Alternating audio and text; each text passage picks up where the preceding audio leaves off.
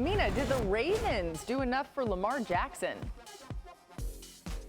I love what the Ravens did, not just in the draft, Laura, but the offseason period. They had two missions on offense: improve the offensive line and add some wide receivers for Lamar. Now, with the offensive line today, the news came out that they had signed Alejandro Villanueva from the Steelers to play tackle. They signed Kevin Zeitler, Giants guard, very good on the inside, and they drafted Ben Cleveland, who can be developmental on the inside.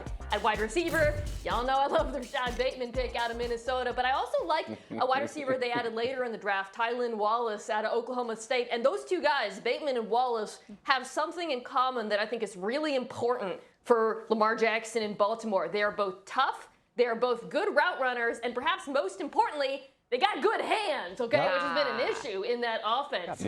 So top to bottom, the Ravens were not able to sign wide receivers in free agency outside of Sammy Watkins. I love what they did in the draft. I love what they did overall. I think it was the right thing to do for this offense and for Lamar Jackson. Dan ripped his suit jacket there doing those big arm waves trying to show us what the offense is going to look like. All right, so since you know how great this offense is going to be for the Ravens, Dan, let's talk about it. Do you agree with Mina when you think about that division? Because that's important too. No, I think the Cleveland Browns are the clear favorite in the division, but I do like what the Ravens did in the draft. And I'll specifically speak to their first-round pick, Rashad Bateman, whom Mina pegged like in February to them.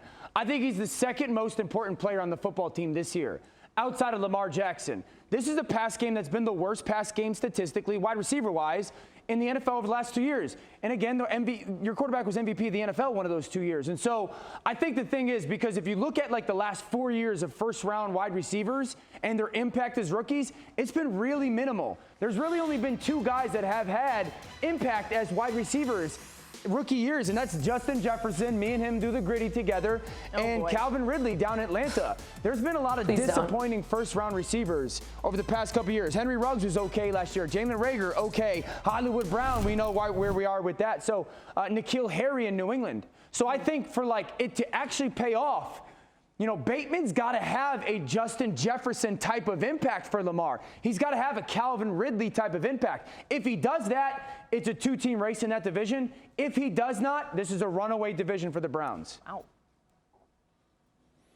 Yeah, Dio, as he should, man. Listen, Mina has been drilling home Bateman and loving the pick, and he should be their number one based on his talent and skill set, and he should have a lot of opportunities because Lamar Jackson is going to create more time still for his receivers to uncover. Now you feel like you have guys that can go up and win one-on-ones. Y'all, we all knew with the Baltimore Ravens where the damn ball was going on third down. Right. It was going to be Mark Andrews.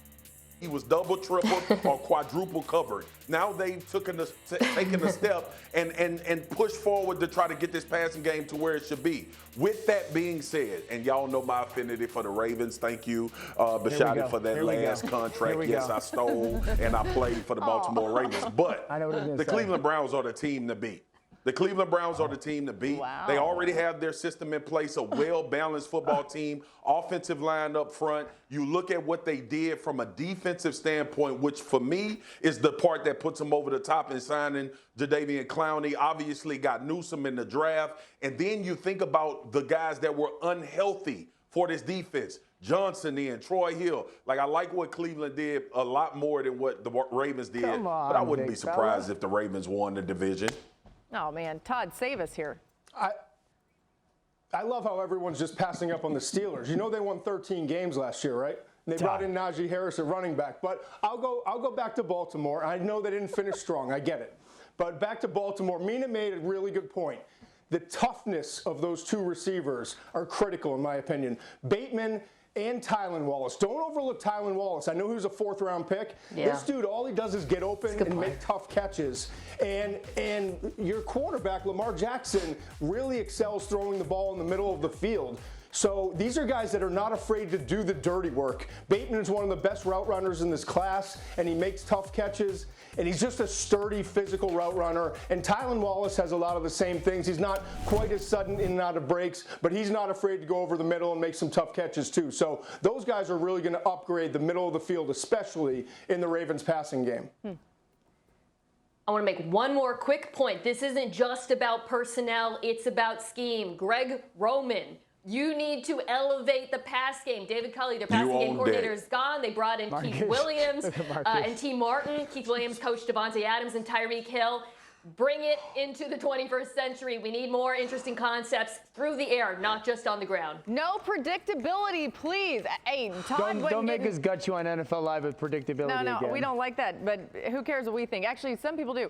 Todd, no one was jumping on that Steelers train with you at all. Nah, you're lucky we ran out of time on that. It looked like fun, but no one was going Save it there. for another day. And they just lost another offensive lineman.